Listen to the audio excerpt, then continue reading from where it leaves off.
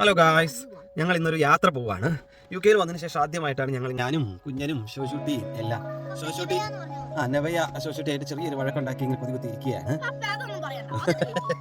അപ്പൊ ഞങ്ങളുടെ സ്റ്റോൺഹെഞ്ച് എന്താണെന്നും അതിന്റെ ഹിസ്റ്ററി എല്ലാ ഡീറ്റെയിൽസും അവർക്ക് അറിയാം. അപ്പൊ അതൊന്ന് കാണാനുള്ള എക്സൈറ്റ്മെന്റിലാണ് അവൾ. അങ്ങനെ ഞങ്ങളുടെ യാത്ര ഇവിടെ തുടങ്ങിയാണ്. ഞങ്ങളുടെ യാത്ര തുടങ്ങിക്കഴിഞ്ഞു. ഇവിടുന്ന് നേരെ സ്റ്റോൺഹെഞ്ച്. അപ്പോൾ അത് ഏകദേശം ഒരു 115 മൈലാണ് നമുക്ക് ഇവിടുന്ന് കാണിക്കുന്നത്. ഞങ്ങളുടെ ഇവിടുന്ന് 115 മൈലുണ്ട്. M25 വഴിയാണ് ഞങ്ങൾ പോകുന്നത്. M25 വഴി പോയി അതിനുശേഷം M3 റോഡ് നേരെ പോവുകയാണ്. M3 റോഡ് വലിയ തിരക്കില്ലാത്ത റോഡാണെന്ന് പ്രതീക്ഷിക്കുന്നു. ഇന്നത്തെ കാലാവസ്ഥ കുഴപ്പമില്ല, ജസ്റ്റ് ഒരു മഴയും തണുപ്പൊക്കെ ഉണ്ട്. എന്നാലും ഒത്തിരി ക്ലൗഡി അല്ല, അത്യാവശ്യം ബ്രൈറ്റ് ആണ്. കുറച്ച് കഴിയുമ്പോഴത്തേക്കും മഴ അങ്ങ് മാറും എന്ന് പ്രതീക്ഷിക്കുന്നു. എന്താ ഇച്ചിരി റെയിനി. ഞങ്ങളുടെ യാത്രയിൽ കാലാവസ്ഥ വളരെ മോശമായി ഗൈസ്. കാരണം ഇപ്പോൾ നല്ല മഴയും കനത്ത ഫോഗുമാണ് റോഡിലെ. ഞാൻ ഇപ്പോൾ കാണാൻ ഇപ്പോൾ റോഡിൻ്റെ അവസ്ഥ. ഇവിടെ എല്ലാം വാർണിംഗ് കൊടുത്തിട്ടുണ്ട്. മോട്ടോർവേയിലെല്ലാം ഫോഗ് ആയതുകൊണ്ട് വളരെ സ്ലോ ഡൗൺ ചെയ്ത് നിങ്ങൾ ഓടിക്കണം. അപ്പോൾ ചിലപ്പോൾ ഞങ്ങളുടെ പ്ലാനിൽ ഒരു ചെറിയ മാറ്റം വരും. കാരണം ഇത്രയും നല്ല ഫോഗും മഴയും ഉള്ളപ്പോൾ നമ്മൾ സ്റ്റോൺഹെഞ്ചിലേക്ക് ചെന്നാൽ അവിടെ മുഴുവൻ ചെളി പിടിച്ച് കിടക്കുമായിരിക്കും. അപ്പോൾ അധികം ഒന്നും കാണാൻ പറ്റുമെന്ന് തോന്നുന്നില്ല. ചിലപ്പോൾ ഞങ്ങൾ സ്റ്റോൺഹെഞ്ചിൽ കയറാൻ സാധ്യതയില്ല. അപ്പോൾ കാലാവസ്ഥ വളരെ പ്രതികൂലമായി. ഞങ്ങൾ ഇറങ്ങിയപ്പോൾ അല്ലെങ്കിൽ കാലത്തെ ഒന്നും ഇത്രയും ഒരു ഫോഗും മഴയൊന്നും ഇല്ലായിരുന്നു. അറ്റ്ലീസ്റ്റ് ഓക്കെ ആയിരുന്നു. പക്ഷേ പോകെ വളരെ മോശമായിക്കൊണ്ടിരിക്കുകയാണ് കാലാവസ്ഥ. ഡ്രൈവിംഗ് ആണെങ്കിലും വളരെ സൂക്ഷിച്ചേ നമുക്കിപ്പോൾ വണ്ടി ഓടിക്കാൻ പറ്റുള്ളൂ. ജിപ്സിയാണ് വണ്ടി ഓടിക്കുന്നത്. അപ്പം പയ്യെ നമുക്ക് പോകാൻ പറ്റും. വളരെ പയ്യാണ് പോകാൻ പറ്റുള്ളൂ. നമ്മുടെ നോർമൽ സ്പീഡ് ലിമിറ്റ് 70 ആണ്. പക്ഷേ ഇവിടെ സ്പീഡ് ലിമിറ്റ് എല്ലാം കുറച്ചിട്ടുണ്ട്. 60 ആക്കി കുറച്ചു. ചില ഏരിയകളിൽ 50 ആണ്. വിസിബിലിറ്റി വളരെ കുറവാണ്. മിക്ക വണ്ടികളും ഫോഗ് ലൈറ്റ് ഇട്ടിട്ടാണ് വണ്ടി ഓടിക്കുന്നത്. അപ്പോൾ അതുകൊണ്ട് യാത്ര വളരെ ചലഞ്ചിങ് ആയിട്ട് ഒരു യാത്രയായി മാറിക്കൊണ്ടിരിക്കുകയാണ് ഇപ്പോൾ ഇത്. അങ്ങനെ M25 ഏകദേശം എൻഡ് ആകാറായി. ഇപ്പോൾ വെതർ UK വെതർ ഇങ്ങനെയാണ് ഗൈസ്. എപ്പോഴും ഇത് ഇങ്ങനെ മാറിക്കൊണ്ടിരിക്കും. കുറച്ച് നേരം മുമ്പ് നല്ല ഫോഗ്, നല്ല റെയിൻ M25ൻ്റെ ഒരു മിഡിൽ പോർഷനിൽ. ഇപ്പോൾ ആ കാലാവസ്ഥ കംപ്ലീറ്റ് അങ്ങ് മാറിയിട്ട് ഇവിടെയൊന്നും അങ്ങനെ കാര്യമായിട്ട് മഴ പെയ്തിട്ടേ ഇല്ല എന്നാണ്. കുറച്ചും കൂടെ ഒരു ബ്രൈറ്റ് ആയിട്ടുള്ള അല്ലെങ്കിൽ അധികം റെയിനി ഇല്ലാത്ത ഫോഗൊക്കെ മാറി കുറച്ചും കൂടെ നല്ല വിസിബിലിറ്റി ഉള്ള ഒരു ടൈമാണ് ഇപ്പോൾ. അപ്പോൾ അങ്ങനെ ഞങ്ങൾ M25 കഴിഞ്ഞ് M3 എന്ന് പറഞ്ഞൊരു റോട്ടിലോട്ട് ഇപ്പോൾ കയറാൻ പോവാണ്. M25 ഏകദേശം ഒരു 50 മൈലോളം ഉണ്ടായിരുന്നു. 50 മൈൽ കഴിഞ്ഞു. ഇനി ഞങ്ങൾക്ക് ഏകദേശം 1 മണിക്കൂർ 17 മിനിറ്റും കൂടി ഉണ്ട്. 105 മൈൽ ഇനിയും പോകാനുണ്ട്. 105 അതിൻ്റെ അകത്ത് 105 കിലോമീറ്ററാണ് കാണിക്കുന്നത്. അപ്പോൾ ഏകദേശം ഒരു 60 മൈലും കൂടി ഇനിയുണ്ട് സ്റ്റോൺഹെഞ്ചിലേക്ക്. എനിവേ സ്റ്റോൺഹെഞ്ച് വഴി ഒന്ന് പോയി നോക്കാം. അവിടെ ചെല്ലുമ്പോഴുള്ള അവസ്ഥ നോക്കിയിട്ട് കയറാമെന്ന് വിചാരിക്കുന്നു. അപ്പോൾ സ്റ്റോൺഹെഞ്ചിൽ കയറുന്നതിനുള്ള ടിക്കറ്റ് പ്രൈസ് ഒരു ഫാമിലിക്ക്, അതായത് 2 അഡൾട്ട് 3 ചൈൽഡ് ഉള്ള ഒരു ഫാമിലി ടിക്കറ്റിന് 65 പൗണ്ടാണ് അതിൻ്റെ റേറ്റ്. 3 ചൈൽഡിന് വരെ നമുക്ക് കൊണ്ടുപോകാം. 2 അഡൾട്ട് 3 ചൈൽഡ് ഉള്ള ഒരു ഫാമിലി ടിക്കറ്റാണ് അവർ ഇൻക്ലൂഡ് ചെയ്തേക്കുന്നത്. അപ്പോൾ അതിന് 65 പൗണ്ടാണ്. 65 പൗണ്ട് കൊടുത്ത് ബാഡ് വെതറിൽ ചെളിക്കകത്ത് കയറണോ വേണ്ടിയോ എന്ന് ഞങ്ങളിങ്ങനെ ആലോചിച്ചുകൊണ്ടിരിക്കുന്നു. തീരുമാനമായില്ല. അപ്പോൾ പാവം അപ്പുറേ ഓപ്പോസിറ്റ് റോഡിലുള്ള ആളുകളെല്ലാം വളരെ അൺഫോർച്ചുനേറ്റ് ആയിട്ട് ഇത് 12 എക്സിറ്റിലേറ്റാണ് നമുക്ക് ഇറങ്ങണം. ഇതല്ല, നെക്സ്റ്റ് എക്സിറ്റാണ്. അപ്പോൾ ഗൈസ് ഒന്ന് നിർത്താൻ പറയുന്നു ജിപ്സി. അപ്പോൾ അതുകൊണ്ട് ഇപ്പോൾ തൽക്കാലം ഞാൻ നിർത്തുകയാണ് കേട്ടോ. അപ്പോൾ ഇനി പിന്നെ നമുക്ക് കാണാം. ഇപ്പോൾ കണ്ടോ നമ്മൾ ഇവിടെ ഇപ്പോൾ നമ്മൾ പൊക്കോണ്ടിരിക്കുന്നത്. ഇത് നേരെ സൗത്താംപ്റ്റൺ പോകുന്ന ഒരു റോഡാണ്.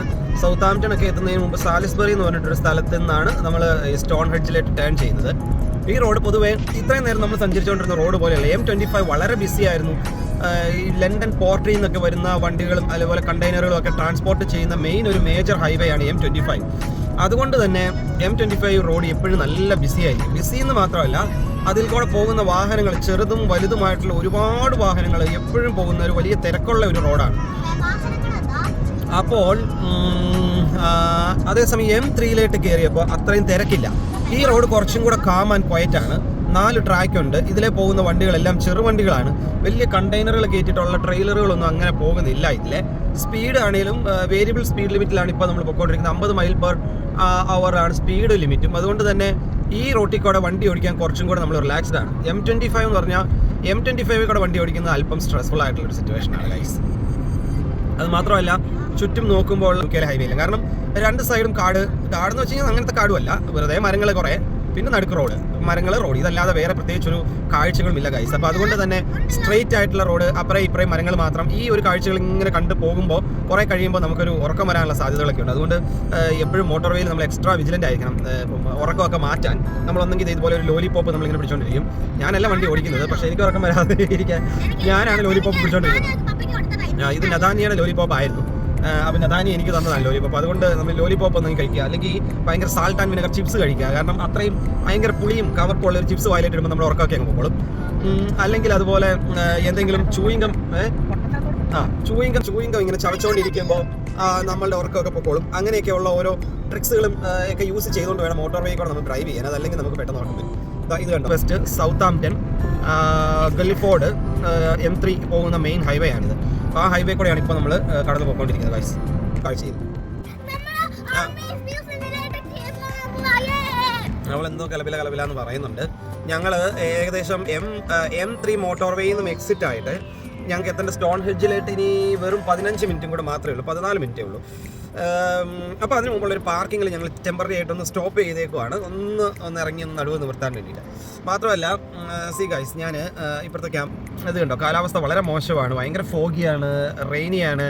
അപ്പോൾ അവിടെ എന്തായിരിക്കും അവസ്ഥ നമുക്ക് പറയാൻ പറ്റത്തില്ല. അതുകൊണ്ട് തൽക്കാലം ഞങ്ങൾ പ്ലാൻ ഒന്ന് മാറ്റി എന്തെങ്കിലും ഒരു ഇൻഡോർ ഐറ്റംസിൽ കയറാമെന്ന് വിചാരിച്ചു. അപ്പോൾ നോക്കിക്കഴിഞ്ഞപ്പോഴത്തേക്ക് ഇവിടെ പെട്ടെന്ന് ഒരു ആർമി ഫ്ലൈയിങ് മ്യൂസിയം ഉണ്ട്.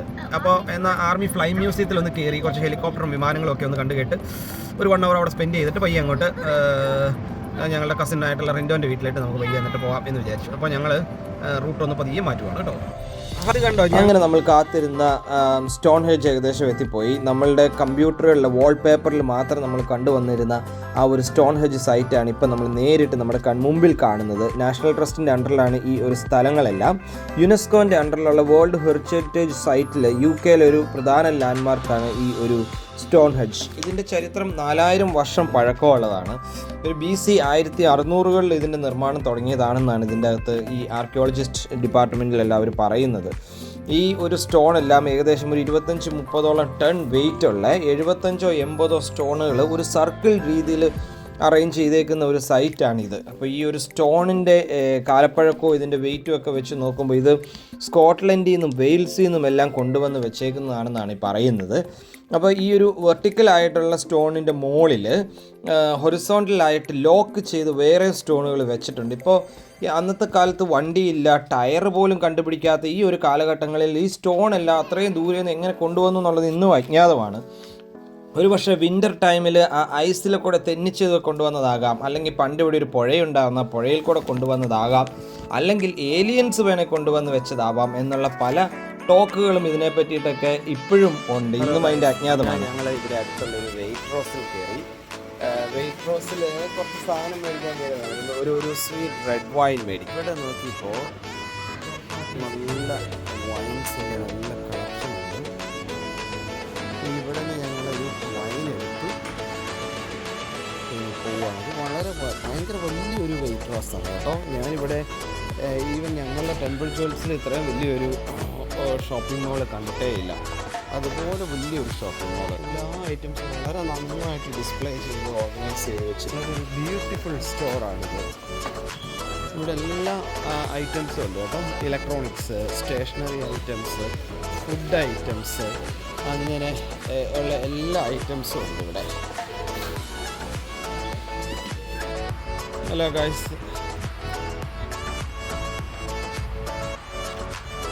അങ്ങനെ ഞങ്ങൾ വെയിറ്റ് റോസിൽ നിന്ന് ഇറങ്ങി. അപ്പോൾ റിൻഡോയ്ക്ക് വേണ്ടി ഞങ്ങൾ 2 ഹെയ്സിന്ത് മേടിച്ചു. ഇത് കണ്ടോ, ഹെയ്സിന്ത് പിങ്ക് കളറും ഒരു വയലറ്റ് കളറും. ഇത് ഞങ്ങളുടെ ഒരു ഫേവറേറ്റ് ഐറ്റമാണ്. ഈ ഹെയ്സിന്ത് എന്ന് പറഞ്ഞ ചെടിയുടെ സ്മെല്ല് സോ ബ്യൂട്ടിഫുള്ളാണ്. ഇതങ്ങ് നന്നായിട്ട് പൂത്ത് വന്നു കഴിയുമ്പോൾ ഇത് ഇങ്ങനെ വരും.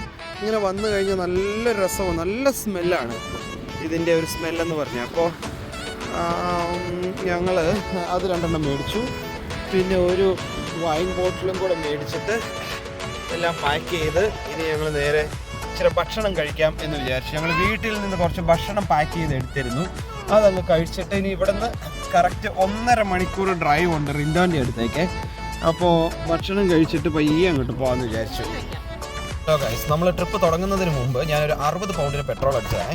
60 പൗണ്ടിന് പെട്രോൾ അടിച്ചപ്പോൾ കാണിച്ചത് 420 മൈൽ ഓടാനുള്ള പെട്രോൾ ഉണ്ടെന്ന്.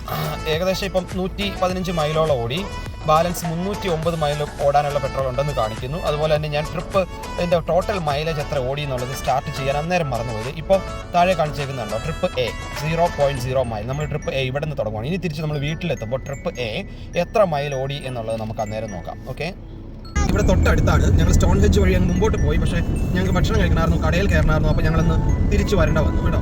അപ്പോൾ അതിനുശേഷം ഞങ്ങൾ തിരിച്ച് ഞങ്ങൾ പോകാനുള്ള വഴിയിലേക്ക് പോകാം. ഇവിടുന്ന് നമ്മൾ നേരെ നോക്കുവാണെങ്കിൽ ദൂരെ സ്റ്റോൺ ഹെഡ്ജ് കാണാം.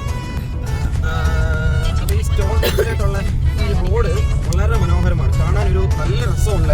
അതായത് ഈ സ്റ്റോൺ ഹെഡ്ജിന്റെ 4 സൈഡും വലിയ ചെറിയ ചെറിയ മലകളാണ്. ഈ മലകൾ മുഴുവനും എന്തോ കൃഷിയാണ്. അപ്പോൾ അതായത് ഒരറ്റത്ത് നിന്ന് അങ്ങേ അറ്റം വരെ നമുക്ക് വളരെ നന്നായിട്ട് കാണാം. നമ്മുടെ വാഗമണിലൊക്കെ ചെന്ന് കഴിഞ്ഞാൽ ഒരു അവസ്ഥ വളരെ ബ്യൂട്ടിഫുൾ ആയിട്ടുള്ള പ്ലേസ്. ഇത് കാഴ്ചയ്ക്ക് വളരെ നയന മനോഹരമാണ്. ഇന്ന് കാലാവസ്ഥ അല്പം മോശമാണ്, മഴയാണ്, ഫോഗുണ്ട്. എന്നിട്ട് പോലും ഞങ്ങൾക്ക് ഈ ഒരു കാഴ്ചകൾ നന്നായിട്ട് ആസ്വദിക്കാൻ പറ്റുന്നു. അപ്പോൾ ഞാനൊന്ന് ഇമാജിൻ ചെയ്യുകയാണ്, ഒരു സമ്മറിലാണ് നമ്മളിവിടെ വന്നതെന്നുണ്ടെങ്കിൽ എന്ത് ബ്യൂട്ടിഫുൾ ആയിരിക്കും ഈ റോട്ടിൽ കൂടെയുള്ള ഒരു ഡ്രൈവ്. ഇതൊരു നല്ലൊരു അമേസിങ് എക്സ്പീരിയൻസ് ആണ് ഈ ഒരു റോട്ടിൽ കൂടെയുള്ള ഡ്രൈവ് കേട്ടോ. നിങ്ങൾക്ക് ഒരു ചാൻസ് കിട്ടുമ്പോൾ ഈ റോഡൊക്കെ വന്ന് ഇതിലേക്കൊന്ന് ഡ്രൈവ് ചെയ്ത് ഈ ഒരു പ്രകൃതി ഭംഗിയൊക്കെ ഒന്ന് ആസ്വദിക്കേണ്ടതാണ് കേട്ടോ. നമുക്ക് എന്ത് രസമാണെന്ന്, നല്ല രസമുള്ള. ഇവിടെ കുറച്ച് ചെമ്മരിയാടുകളും ആടും പശുവൊക്കെ ഉണ്ടായിരുന്നെങ്കിൽ കുറച്ചും കൂടെ കാണാൻ രസമായ. വളരെ ക്വയറ്റ് ആയിട്ടുള്ള പ്ലേസ്. ഇവിടെ അടുത്ത് വീടുകളും ഒന്നുമില്ല. ചിലപ്പോൾ ചോള കൃഷിയോ അല്ലെങ്കിൽ ക്യാബേജോ പൊട്ടറ്റോ ക്യാരറ്റ് അങ്ങനെയുള്ള സാധനങ്ങളൊക്കെ ആയിരിക്കും ചിലപ്പോൾ ഇവിടെ കൃഷി ചെയ്തിട്ടിരിക്കുക. ഇപ്പോൾ കൃഷിയൊന്നും കാണുന്നില്ല, വിളവെടുപ്പൊക്കെ എടുത്ത് കഴിഞ്ഞ് പോയി എന്ന് തോന്നുന്നു. ഇനി കുറച്ച് മുമ്പോട്ട് പോകുമ്പോൾ ആ താഴ്വാരത്ത് കുറച്ച് വീടുകൾ കാണുന്നുണ്ട്. ഇവിടുത്തെ UK ട്രഡീഷണൽ സ്റ്റൈലുള്ള കുറച്ച് വീടുകൾ. ആ ഒരു മലയുടെ മുകളിൽ നോക്കിയാൽ നല്ല പ്രാവുകൾ വന്നിരിക്കുന്നു.